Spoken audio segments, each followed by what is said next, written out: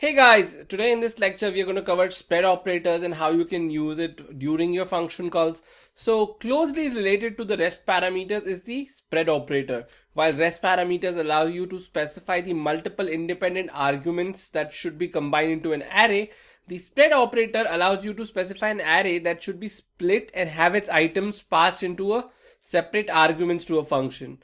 So let's see an example. Like you see on the screen, I've already written two values. I've just done a math.max and 1 and 2, and I get the maximum value of 30. So while you're dealing with only two values, which is value 1 and value 2 in this scenario, math.max is actually very easy to use. The two values are passed in and the higher value is returned. But what if you have been tracking the values separately in an array and now you want to just find the highest value?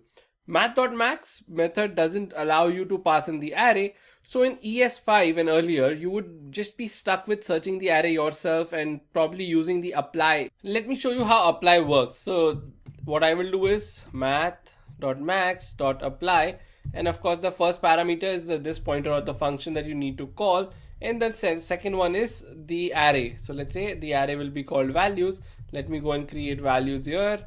And let's create this as an array saying 10, 20, 30 and 40. So the maximum value that will be is 40. You can see out here. This solution works, but using apply in this manner is a bit confusing. It is actually very irritating to write such a code when you just need to filter the array and get the maximum. So es6 presents you the spread operator that makes the case very simple. So instead of using the apply, you can pass the array to a math.max directly and prefixes with the ... which is the same thing that we used in the rest parameters.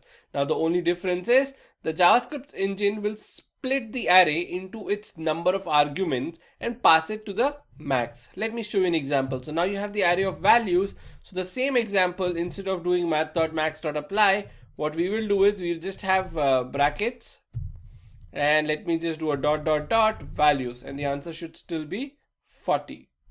Let me make sure I have the right number of parameters. Yep, this should work. Sorry, I had an extra period. So now the answer is still 40. Let me add one more out here to make sure that this is taking effect. And the answer should be 50, as you can see. So that was very simple, isn't it? Now the call to math.max looks a bit more conventional and avoids the complexity of specifying a this binding. That's whatever we had, this binding out here, you can see. So this was the math function that we passed. So we don't need to do it anymore. I'll just revert it back. Now there is also more to it. So you can mix the spread operator along with other arguments. Suppose you want the maximum number, but you have only 10 to 50 in your array, and let's say you want to pass in more numbers. So all you have to do is, let's say I add 60, 70 as more parameters, and you should see the maximum number becomes 70 again. So you can pass the value or the spread operator along with other arguments when you're making a function call. Now let me show you a quick example. What we will do is we'll try to create an array and try to see how spread operator can be used. So let me quickly create an array. Let's say paths equals to, let's use the rhyme that my daughter constantly listens to. So let's say shoulders, and I can do knees.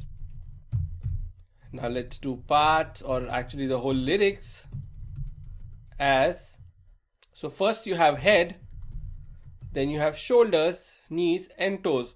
So what I'll do is I'll do a ... parts, comma, and comma, and I'll just do toes. Now let's do a console.log of lyrics. As you can see, it's head, shoulders, knees and toes. So you can see the two components which was in the parts, or the two elements, now is part of the lyrics. So without es6, if you have an array and want to create a new array with existing one being a part of it, the array literal syntax is no longer sufficient, and you may have to fall back to imperative code using a combination of push, splice, concat, etc. Now with the spread syntax, this becomes much more easy and convenient to use. Now what if you want to copy an array, and let's say I want to create another array. Let me go down and let's say create another array. So new array is equals to, and I want to create this new array from what I had in parts. or probably lyrics, let's say. So how will I do that? So let's say I will just do a dot dot dot lyrics. Now let me just quickly add more or push an element to the new array. So this dot push, and let me say this is new element. Now let's do a console.log of lyrics, comma, new array. As you can see, those two arrays should be different. So the first one is the lyrics array, which is head, shoulder, knees and toes, doesn't get changed. And the other one is head, shoulder, knees and toes and the new element. So that was about copying an array. What about concatenating an array? Let's say I want to concatenate parts and lyrics. There is usually traditionally what you will do is concat array is equal to, you will just do a concatenation of, let's say, lyrics dot, actually it's going to be the same, so let's just use parts and values. So let's do a parts dot concat and let's do values. Now let's do a console.log of concat array and see what happens. You can see it got concatenated, but this is cumbersome. So you can also have an alternate approach using the spread operator. What you can do is just do a bracket for an array, then do triple dot paths, comma, triple dot values. Now let's see if you get the console out as expected. You can see. So spread operators are also useful for copying the array contents, and again you don't have to worry, and this definitely speeds up a lot of your programming, and I have used it tremendously in my recent code, and trust me, you feel good saying, hey, this was an easy operation without thinking, without copying a code from somewhere. You can just do it yourself. So I think this is a very helpful spread operator.